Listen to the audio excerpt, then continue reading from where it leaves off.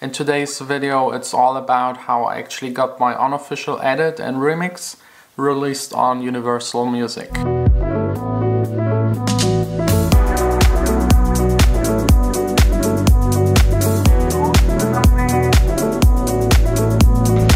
It's really early, I have a massive hangover, Vanessa's still sleeping.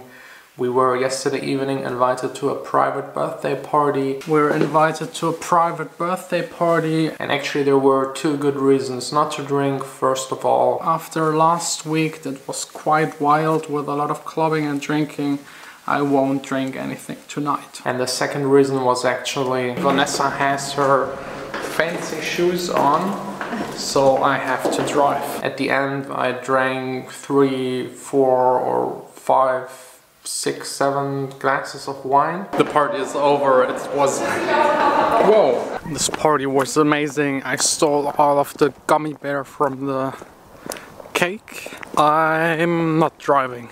Definitely not driving. Vanessa's sister was so nice to drive us back home, and that's kind of how I'm ending up the next day with a massive hangover. So of course, first of all, a cup of coffee.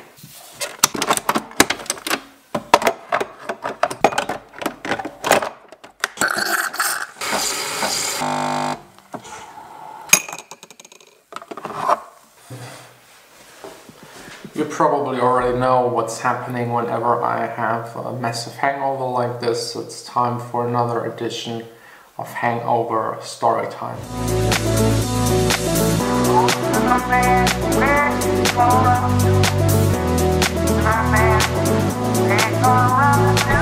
Okay, I've kind of recovered. I'm drinking my hangover Coke with ice and of course some pickles. I'm not sure if it really helps, but it's worth trying. So let's get to the actual story part that has all to do with my Nina Simone edit of Sinner Man. That's a very old, funky soul track and I made an edit out of it. It has a very famous piano sound and really nice vocals. I took both of that and made an edit just for myself to DJ in clubs. There is also a very famous version from Felix the House Cat, and of course this entire version was not official and making it publicly available is actually illegal. So I don't know if you knew, but whenever you make an edit or a remix, it doesn't matter if it's released on Spotify, SoundCloud, YouTube, that's actually not allowed without getting the allowance by the people that own the rights. This is the copyright, of course, from whoever wrote the track, and then also the master rights from whoever is owning them. It's usually the label. In this case, for this track, it's actually Universal Music. During that time I was DJing quite a lot. I played out the track a lot. A lot of other DJs asked me for a copy of the track. The crowd reactions were really good, and one day Sharon J, who is the owner of a label called Bunny Tiger, that is probably one of the top labels when it comes to indie new dance music that is sold on Beatport, and he was interested in releasing the track, but of course we had the problem that we didn't have the rights to release it. Generally speaking, if you want to get the rights to do a remix or an edit, you first of all contact the label or the original artist or the management of the artist and try to send them the version and ask them if they're interested in releasing it.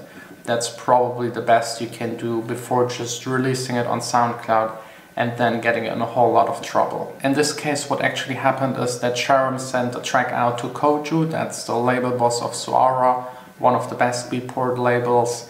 He then played it out a lot, loved the version so much that he wanted to release it on his label, but this wasn't still possible because none of us had the rights to release it, and Koju and Sharon J, they thought about releasing it for free just on SoundCloud.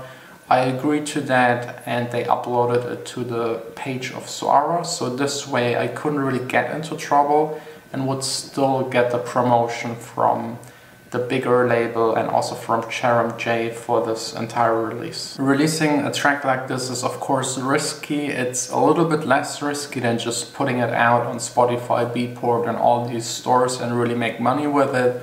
A free download is maybe a little bit less problematic than actually making money with it.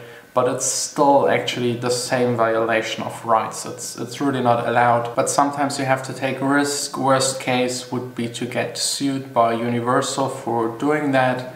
Another case would be that it just gets deleted from Spotify. Another case would be that nothing happens, and that was actually the case with the track. But then like a year ago I got a phone call from Sharam J, and he was asking me if I still had the master file of the track. He explained to me that Universal contacted him.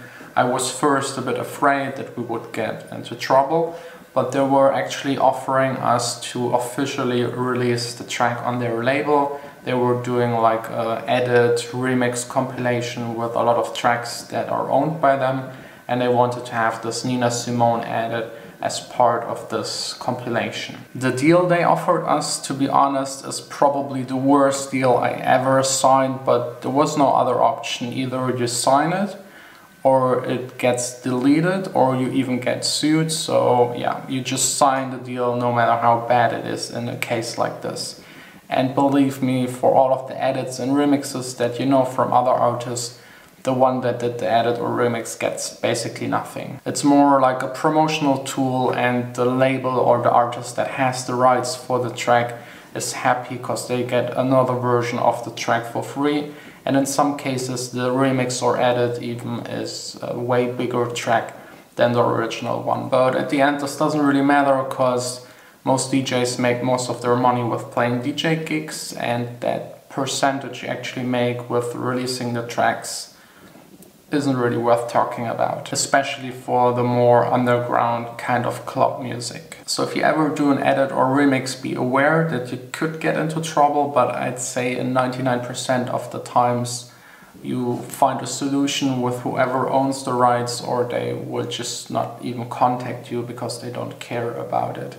But be aware of it, because I know some cases where it goes horribly wrong. There's actually a DJ who just used a small guitar part from a Turkish singer and songwriter, and he got sued so hard that he had to stop making music and still owes him a whole lot of money. Now that I've talked so much about the track, let me try and open up the Logic project. I made the track in 2013. I hope this will still open up so that I can show you what I actually sampled and added to the track. That's the entire project. It's a club track, so it's I think like 6 minutes something long. You can see here in the middle is the big break. Those parts here at the beginning are all of the drums. You have here the very famous piano part of the Cinnamon track from Nina Simone. Let me play it to you. You probably know the original track. I think I sampled it from the version of Felix the House Cat. The vocals are actually from another edit that also sampled the track. It was easier to sample it from this other edit than from the original, and the tempo was already fixed. So let me play them to you.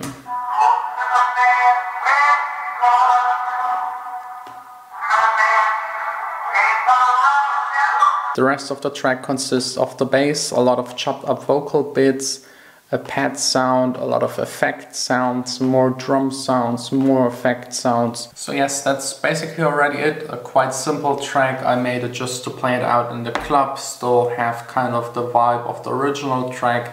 I never considered when I was making it that it will ever be released on Universal. If you're considering to release an edit or remix, just try and get in contact with the original artist or label. That's basically what I did on my I Want You and Little Jean Jacket edit. If you remix or edit a bigger artist, it will be harder to get a response, and then it's up to you if you want to take the risk and just upload it and see what happens. It can go either way. I almost finished the entire jar. I don't know if these pickles are helping, but I'm starting to feel a lot better. Feeling barely good enough to go out again with these two girls, and tonight will be a whole lot of fun.